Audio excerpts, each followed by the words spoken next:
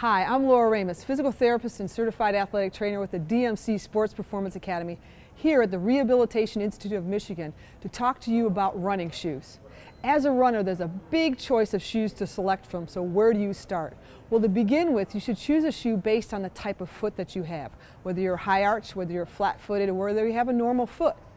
And so when you look at the shoe selection, they build shoes off of different lasts, and they build different types of shoes. Today's shoe selection goes from something as small as basically running barefoot or wearing the 5-finger shoe, and this is just like wearing bare feet, and has very little to no support at all, to all the way down the spectrum to a motion control shoe that has a real thick sole and a lot of support on the inside part of the foot to control pronation.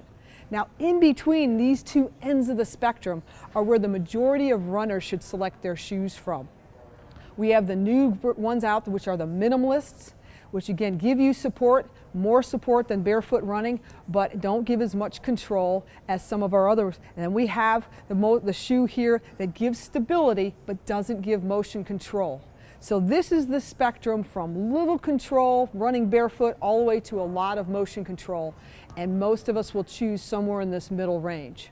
So where do we start? If you have a high arched foot, your foot is shaped like a kidney bean. It is a curved last. So when we look at the shoes that manufacturers make, they make them off of 3 lasts.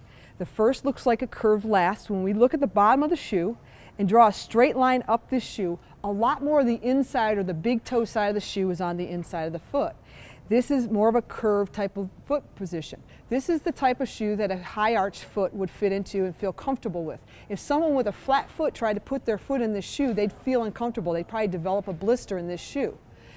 If you have a normal foot, your foot would go in what we call just a regular last or a curved last, not a full curved last, just a semi-curved. So when we look at the bottom of this shoe, it still shows some curvature, but much, much less curvature than this one. So this would be a semi-curved, and this would be the majority of the feet that are out there running that would fit into this type of last.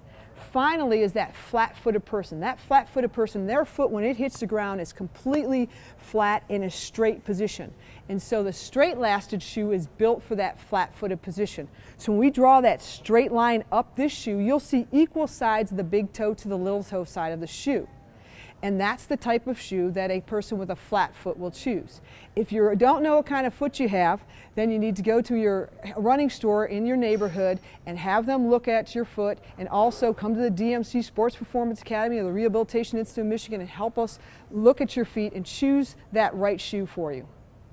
Now, then the second thing you're going to look for is stability in the shoe. How much motion control is in the shoe? Well, what we know is we don't need to put a lot of motion control in the shoe, but we still need to give you some stability. Again, the minimalist shoe, when you're running and take a step, the part of the shoe that hits the ground is your forefoot. And when your foot bends, it bends at the widest part of our toe box or right across your big toe. That's why great toe extension is so important in runners.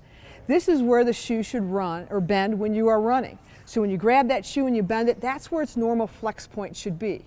You should have some stability from the rear foot to that forefoot position. And even in this minimalist shoe now, it gives us stability. It's flexible in here, but it still gives us stability. And so does this minimalist shoe. Natural bend point is right across, right about where the shoelaces start, the widest part of the toe box. As opposed to something like this barefoot runner really doesn't give you any of that support. And that's why this is not a real great shoe for someone who has motion control issues or needs more support. And then if you go down the line, you can see they become a little more rigid, but they're still bending in that right point. And then the final part that we look for in a running shoe is what happens in that rear foot.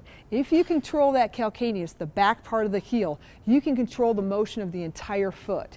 And so when we look at the back of the shoe, what we'll do is press down on the back of the shoe. The back of the shoe should not collapse. It should be rigid like this and give you stability. If the back of the shoe collapses down, it's probably not, it's not going to give you much motion control back here at the heel. So you should be cautious with this shoe if you have any foot problems. Or it's also an indicator for caves in like this that shoe might be wearing out. Maybe back when you first bought it, it had good stability and you could not press down through here, but maybe it's worn out at this point. That's also the indicator for the flex test that we showed earlier. if the flex, if it bent really in the correct shoebox position when you first got that shoe, and now it's starting to wear back and it's flexing back further and further into the arch, then that's also a good indication that shoe might be wearing out. So next time you go pick your shoe out, recognize what type of foot you have and match your foot type up to the shoe, and you'll have a much safer run and effective run. I'm Laura Ramos of the DMC Sports Performance Academy here at the Rehabilitation Institute of Michigan.